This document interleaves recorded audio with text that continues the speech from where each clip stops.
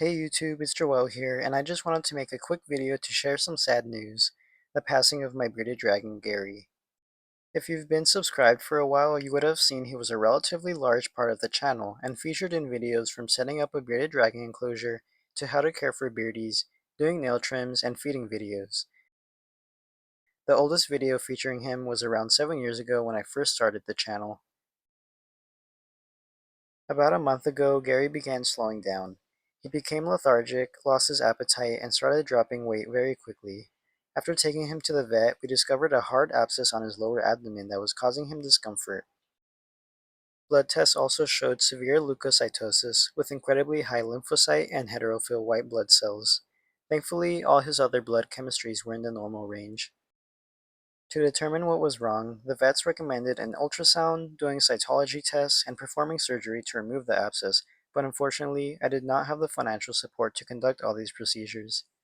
When we put into consideration his age being around 15 years old, the risks that came with surgery and sedation, and the fact that the growth could be reoccurring after surgical removal, we made the difficult decision to instead focus on keeping him comfortable and providing supportive care until his time of passing. He was prescribed antibiotics to prevent infection, anti-inflammatories for pain, and anti-nausea meds to make feeding easier.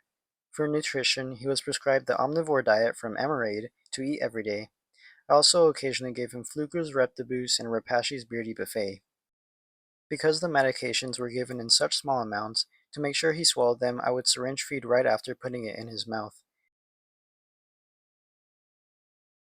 Thankfully, he was still able to pass food without blood, but he did have diarrhea with watery uric acid pretty frequently. To keep him hydrated, I gave him electrolyte soaks every other day. Sadly, his condition kept worsening very quickly. When I took him outside for some sun, he became very wobbly and occasionally fell on his side.